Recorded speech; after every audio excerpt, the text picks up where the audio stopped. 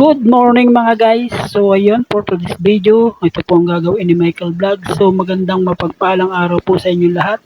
Lalo na po sa aking lahat ng mga subscriber, lahat ng mga nanonood ng aking vlog. So thank you so much po sa inyo lahat kung saan man po kayo sulok ng mundo. Ay ingat po kayo kung saan man po kayo naroon ngayon. So ito nga po yung gagawin ni Michael Vlog ngayong araw ng Martes. Ayan. So ito po yung nagawa na natin ng Lunes, yung binalag ko po bali po part 2 na ito. So atin naman po siyang papatungan ng waterproofing na itim. Kung nakikita niyo po yung aking nililinis sa dulo na kulay itim. So ganyan din po yung magiging kulay niya sa ating flooring po. So ayun nga po, ituturo ni Michael Vlog kung paano po mag-waterproofing. So mamaya po ay papakita ko sa inyo yung waterproofing na ipupunas natin dito. So siyempre ngayon muna po tayo maglinis. Ayan, samahan niyo naman po si Michael Vlog. Ayan. So ito nga po yung bahay ng ating Sir Idol Ayan, Sir Idol Gabi. So ayun. Bali nga po pala, lilinisin nga muna po natin. So kung nakikita nyo guys, marami po siyang ilaw, kulay dilaw po yung mga ilaw niya. So siyempre binuksan po natin at medyo madilim sa loob. So ayan, at atin pong lilinisin. So ayan po yung nakikita natin dumi, tingnan nyo po. At marami pa po tayo nakukuha. Ayan. So siyempre po, pag pinunasan po natin ng waterproofing yung ating flooring, ay hindi po didikit kung hindi po matatanggal yung mga dumi-dumi yan. Yan po yung nakikita nyo. So kung hindi nga po natin matatanggal yung mga dumi, ay pangit naman po kung ating ipipintura agad. Mas madali po siyang mapuknat at may mga dumi-dumi nga po. Mas maganda po ay linisin muna natin ang ating paglalagyan ng waterproofing para po mas matibay at matagal po siyang kumalas, para po sa lahat ay mas magandang linisan muna ang ating flooring bago tayo magpunas guys. So ito po yung mga nakuha natin. Ayan, mga pino po. Ayan po. Siyempre, pag po pinuntura mo yan na may ganyan, mabilis po siyang pupuknat. So ito na nga po pala. Naghalo na po rin tayo ng waterproofing. Ayan po. Ayan kung nakikita nyo guys. Ayan. Haluin po muna natin. Kailangan po nating haluin siya at kasi po buo-buo siya. At kailangan naman po ang panghalo natin ay bakal. Ayan po yung ating waterproofing. So, ayun, bawas na po yan. Siyempre, nailagay na po natin sa dingding. Ayan po waterproofing natin. Panlagay po natin sa flooring. Halu-haluin lang muna po natin. Ayan. Halo-halo. At makikita po natin yan dito sa flooring. Yan po. So, ipapakita ko po sa inyo lahat, guys. Ayan. So, yan pong nasa wall na yan. Nakikita nyo nga po. Ganito rin po yan. Ayan. So, itutulad rin po yan dito sa flooring natin. Ayan. Abang-abangan po nyo yung ating waterproofing at ipupunas na nga po natin yan maya-maya. Haluin lang muna natin at parang po magandang ipunas natin. Ayan. At kung nakikita nyo nga po may brush ako at meron nga po akong tabo.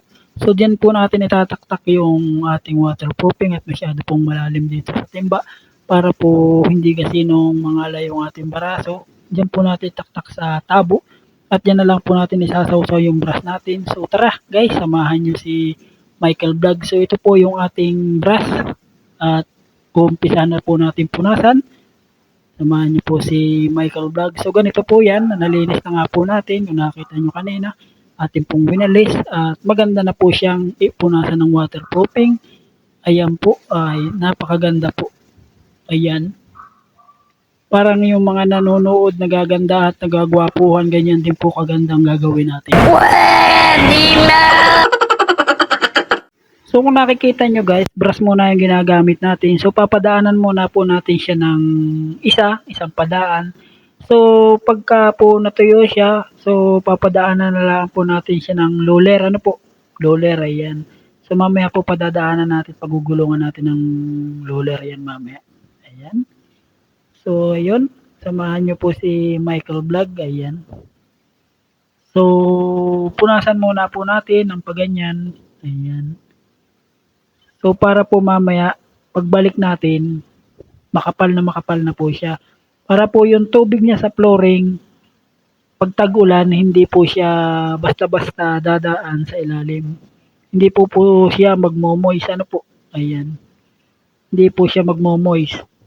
So, ayun guys, pintura muna si Mike Vlog.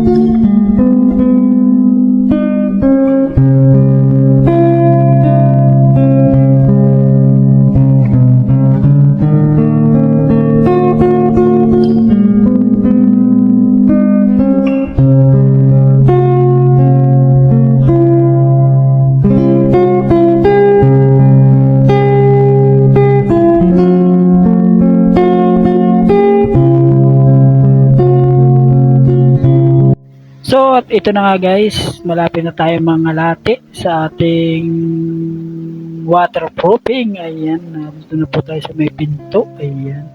So ayan po yung ating pinunasan ng waterproofing. So ayan. So hanggang doon po yan. Ayun. Kung nakikita nyo guys. So ayan po hanggang doon po. So siyempre lalagyan po natin ng daan muna. At para po hindi muna natin matungtungan. So at ito nga po yung labas ng pinto. Ayan po. Kakulay na po siya ng wall. Ayan. So at atin na nga po ang padadaanan at tututungtungan na rin po natin na tuyo na nga po. Ayan po yung ating roller at atin na pong lululerin at atin na pong dudublihan na po. So ito po yung ikalawang patong niya. So dito po natin gagandahan. Ang katulad nga po ng mga nanonood, nagwagwapo at nagagandahan sa aking mga viewers dyan. At thank you po pala. Kung hindi ka pa po nakasubscribe sa aking YouTube channel, pakipindot mo na lang po notification bell para lagi po kayong updated. At pakipindot na lang po ang aking Facebook page kung hindi ka pa po naka-like and share. Pa-like and share na lang po lagi para po lagi kayong updated sa bahay ni Sir Gabi. So ayun, umpisa na naman po ni Michael Vlog magpatong ng ating skin coat na ikalawang patong nga po ito guys. So ayun. So kung nakikita nga nyo guys, may roller na tayong ginagamit. So para po hindi kasi nung masakit sa ating bayawang ang likod. So medyo marami na po tayong lamig sa ating likod. Masyado na pong kailangan na pong magpahilot-hilot at para po matanggal ang lamig sa ating mga likod. So at ayan nga po at ating po nga pong gagandahan na yan dyan. Ayan, kakapalan na po natin siya.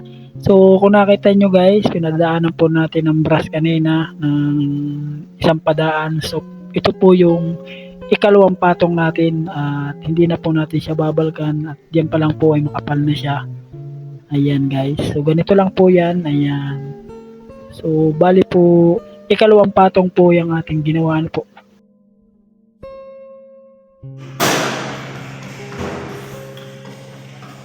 Hello guys, magandang hapon po. So yun, tapos na po natin yung ating waterproofing. So pati wall guys, may waterproofing din. Pati kanyang flooring, may waterproofing na rin. So kung nakasya nyo guys, may puti pang yan. So may bumali rin dyan, kaya nilagyan namin ng skin coat. So yung flooring na po ang ating open. So lahat na po siya may waterproofing. So nakikita nyo guys, bandang yan, wala. So hindi na po nilagyan yan para po medyo maliwanag ano po. At ito po yung lababo niya. Ito naman po yung CR. Ayan, yung CR. So ito nga po yung ating waterproofing ano po. Ayan. Ayan guys. Tapos na yung ating flooring ano po. Ayan, hindi sa may labas ng pinto. Yun yung mga bintana niya guys. So ayan.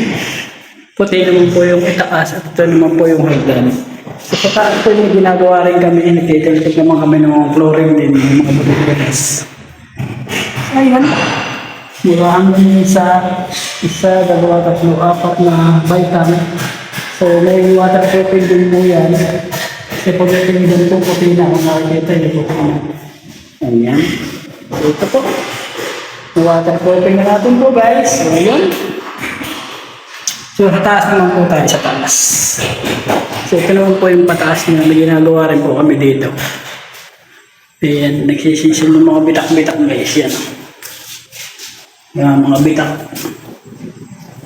Sinisil natin yung mga bitak ko. So lalagyan din natin yung guys, mga bitak na yan. Bumitak siya. Parang dinaanan ng hanay guys yan.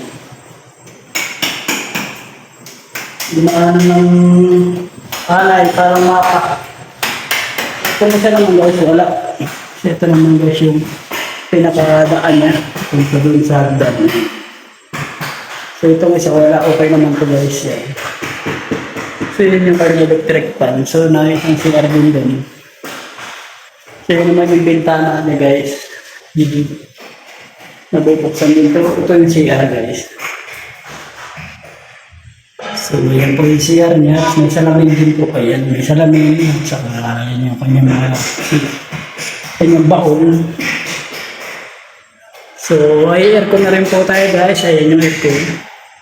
At ceiling pang malaki. So, yung pinaka-terrace niya yan guys, nasa labas. Yan, yung terrace niya sa may ceramic. So, wala naman dito sinisid. Sa kabilang kwarto lang guys, na sinisid. Sa kabilang kwarto. So, ayun guys, hanggang dito na lang po ang vlog ni Michael Vlog. So, natapos na po natin yung flooring sa maghapon. Ayan. Nagpapasalamat po pala ako sa lahat ng mga subscriber ko at lalo na po sa mga nag-like and share ng aking video. Thank you so much po sa inyo lahat. Kung hindi po sa inyo, wala po talagang manonood sa aking vlog. Thank you na rin po sa lahat ng aking manonood at lalo na sa aking masuging mga viewers. So, thank you so much po talaga sa inyo lahat. At hanggang dito na lang po ang vlog ni Mike Vlog. Ingat po kayo kung saan mo po kayo sulok ng mundo. Bye-bye po for watching po sa inyong lahat.